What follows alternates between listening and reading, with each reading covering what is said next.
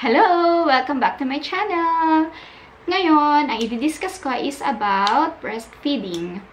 Siguro kaya andito ka ngayon is because you know someone na nag-struggle kasi back to work na siya pero wala pa siyang stash.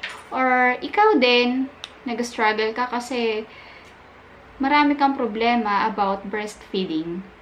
Background muna tayo kasi ako, it took me 16 months para masabi na successful yung naging breastfeeding o yung current breastfeeding journey ko. Kasi I am not planning to stop my breastfeeding journey anytime soon.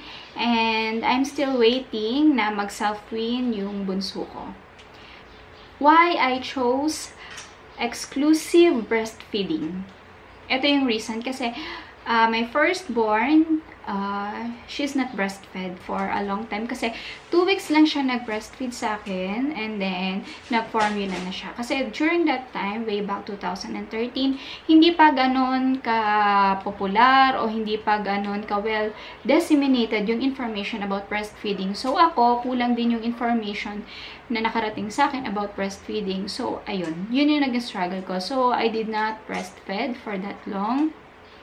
And then, after 9 months, ang daming lumabas na skin allergies sa kanya. And then, akala namin, simple lang na skin allergies. And then, to make the long story short, nalaman namin, nung 3 years old na siya na meron siyang allergy sa cow's milk.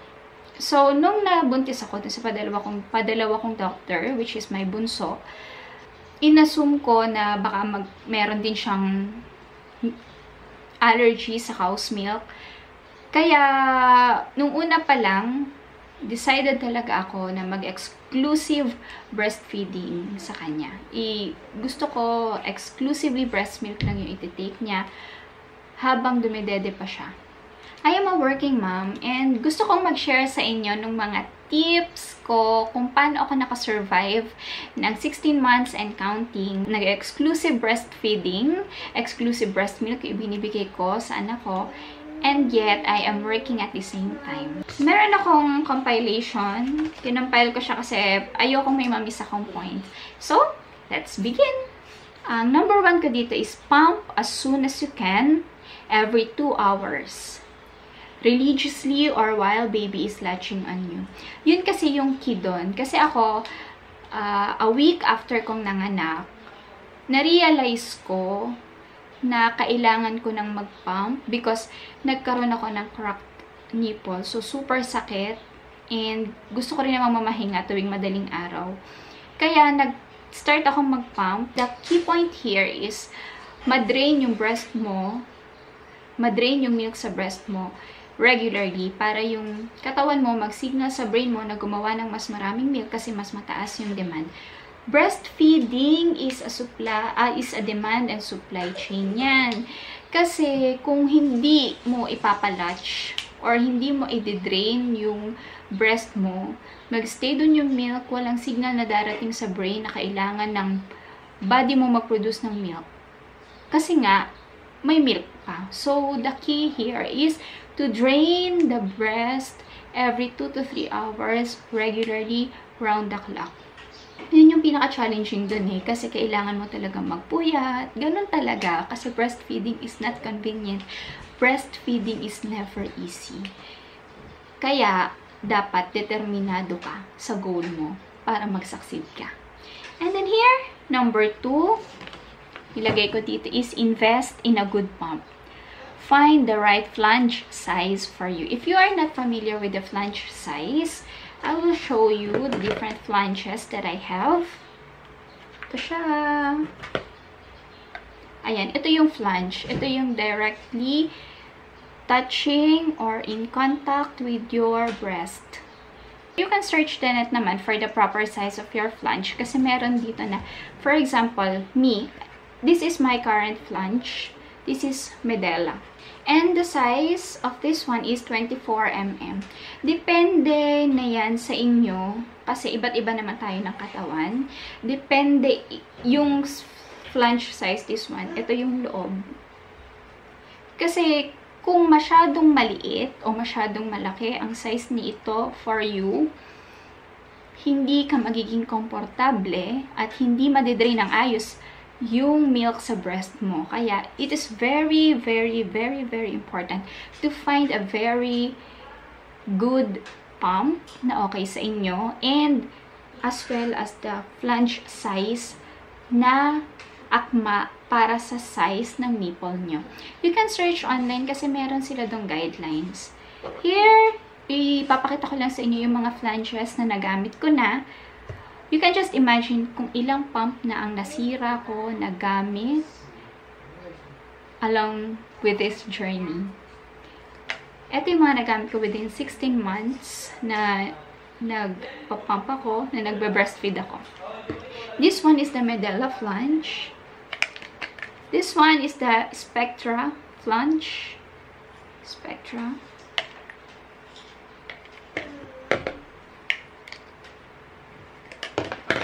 Ito naman, ito yung flange ng Looney Tunes na manual pump.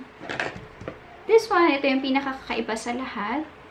Ito naman, yung flange ng Horizon. This is silicone, kaya nag-a-adjust siya sa kung ano ang size ng nipple mo. So, ito, wala itong size. This is very universal kasi very soft naman yung flange niya. Okay, let's proceed with number 3. Build a stash as soon as you can. Ito kasi yung nagiging problema ng maraming working moms kasi di ba meron tayong 6 weeks rule kasi sabi nila by that time nag-stabilize na yung milk supply mo.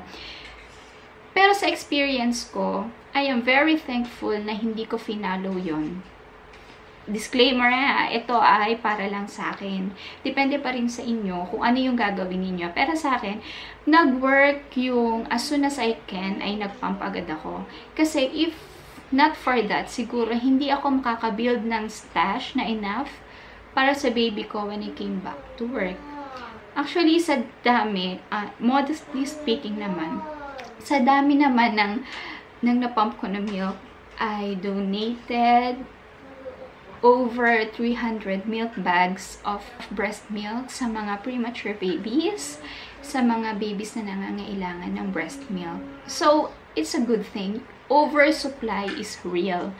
Pero you can utilize naman oversupply by donating naman, di ba? You can donate any excess from your stash. But it's very important that you build your stash as soon as you can.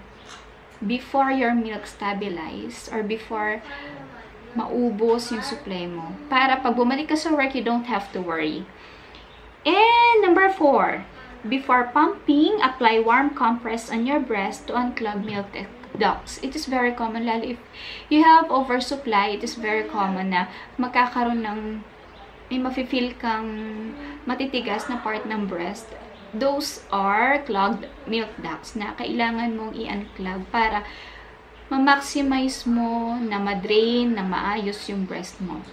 What you need to do is to apply warm compress. Or, ang ginagawa ko kasi, pag nasa office ako, or dito sa bahay, the milk bottle, you know the storage bottle, the milk, nilalagyan ko siya ng warm water and then niro-roll ko siya around my breast area. And then, pag medyo feel ko na medyo malambot na yung mga matitigas na buo-buo, then that's the time na mag-start na ako mag-pump. Number 5. When at work, maintain a pumping schedule. It is very important, paulit-ulit kong sinasabi, that you drain your breast regularly. Sa case ko, as soon as nung bumalik ako sa work, nagkaroon ako ng pumping schedules, which is during my 8 to 5 shift, which is 10 a.m., 2 p.m., and 4 p.m.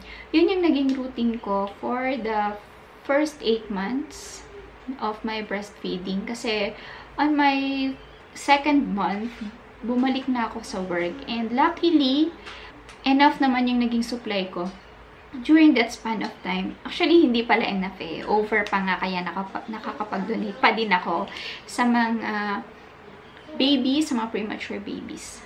Number 6. it is very important to know na meron talagang panahon na bababa ang supply ng milk natin. Hindi forever river yan. Hindi forever overflowing yan. Hindi forever marami. Hindi talaga ganun. Kasi ako, in my experience, 5 months postpartum, nagkaroon ako ng menstruation or yung sinatawag natin period. And during that time, napansin ko na, di ba monthly na yon, a week before or the week of your period, magda-drop talaga yung milk supply nyo. Ako kasi, in my experience, nag-drop siya into half. Halimbawa, noon, nakaka 6 ounces ako sa isang upuan. During my period, naging 3 ounces na lang siya. Minsan 2 ounces lang, which is very normal kasi dahil ng mga hormonal changes na nangyayari sa ating katawan. It is very important na meron kang milk stash during this period kasi ito yung period na medyo maghihikahos ka sa milk. Diyan natin magagamit yung mga extra milk stash na nakastore sa ref natin. Number 7. Consistency and determination is the key. Kasi breastfeeding is 90% determination and 10% supply. If you are very determined to do this, then do this. Magsasucceed ka for sure. Kasi ang breastfeeding, I'm telling you, is not easy. Napakaraming challenges nito. So, if you go or if you get discouraged along the way kasi hindi na to convenient sa inyo, hindi na kayo masaya, and then probably mag-stop na ang breastfeeding journey nyo, which is hindi yun yung gusto nating mangyari. Kasi gusto nating mag-succeed yung breastfeeding journey natin as much as possible. So, ulitin ko, consistency and determination is the key. And it is very important din na you stay hydrated during your breastfeeding journey. Kasi yung milk, saan ba nagagaling yung milk sa katawan natin? Isa din sa mga dahilan kung bakit malimit, umababa yung milk supply natin is because we are not that hydrated. Nakakatulong naman talaga yung mga malunggay supplements or kung ano-ano pang mga galactagogues, pero nothing beats water and yung frequency ng paglalatch ni baby sa inyo or yung frequency ng pumping schedule nyo. That's the key para dumami yung milk supply nyo and ma-survive nyo itong breastfeeding journey nyo regardless kung nag-work kayo or you're a stay-at-home mom. And then, let's proceed with the number 8. Breastfeeding is not convenient. Embrace it, deal with it. Kasi eventually, habang tumatagal, magiging easy na ito sa inyo. Kasi palagay ko mas madali ang pag nagbe-breastfeed ka, lalo pag nasa labas kayo. Kasi hindi mo na kailangang magdala ng formula, hindi mo na kailangang magdala ng sandamakmak na feeding bottles. Dala mo naman yung milk ni baby. So, anywhere, anytime, you can breastfeed. Sa case ko yon kasi nakakapag-direct latch ako. Pero dun sa mga cases ng mga mommies na they are exclusively pumping, which is hands down naman din ako sa kanila kasi mas hindi convenient ang pagiging exclusive pumper.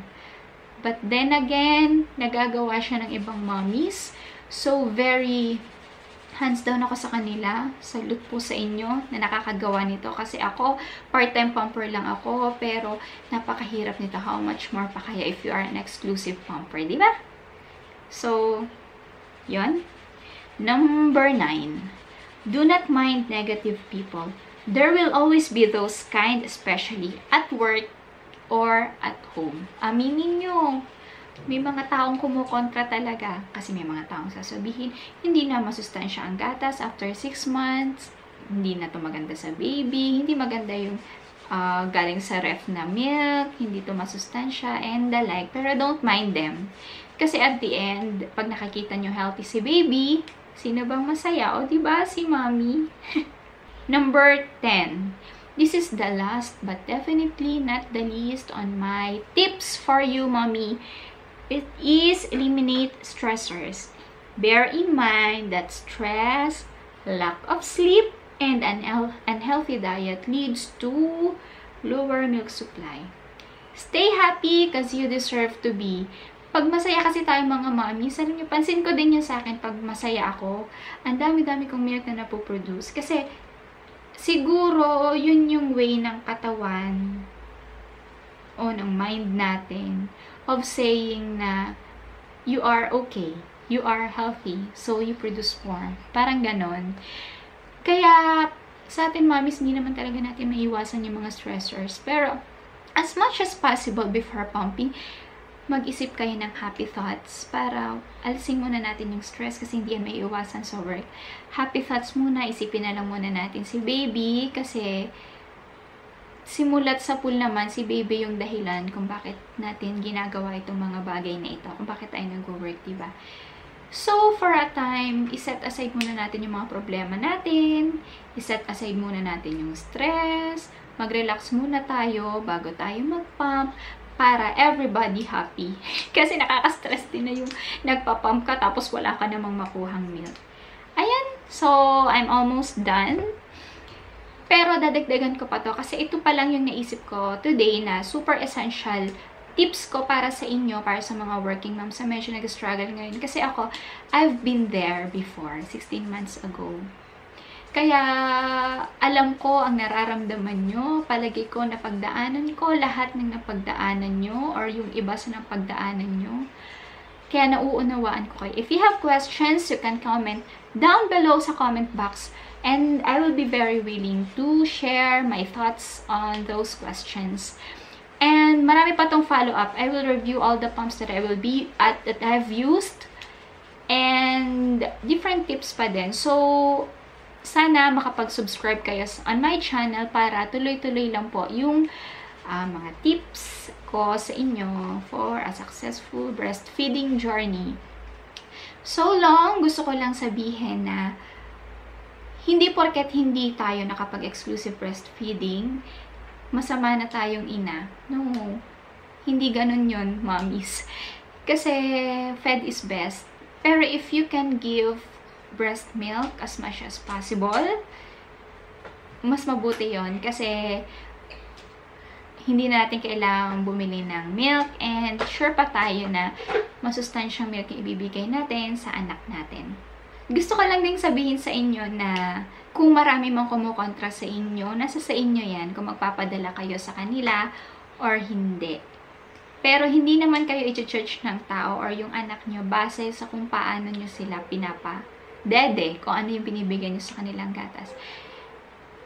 I am here to support you on your breastfeeding journey, but I'm not saying na just because you are formula feeding your child, you are half of a mom that I am. No, napakarami nating struggles na mga mommies. Kaya very hands down ako sa lahat ng pumili, nag-try mag-breastfeed kasi hindi ito madali, pero nagawa natin. Ayan, marami na akong nasabi. Sana may natutunan kayo. And if you like this video, thumbs up. Subscribe to our channel for more videos. Bye-bye!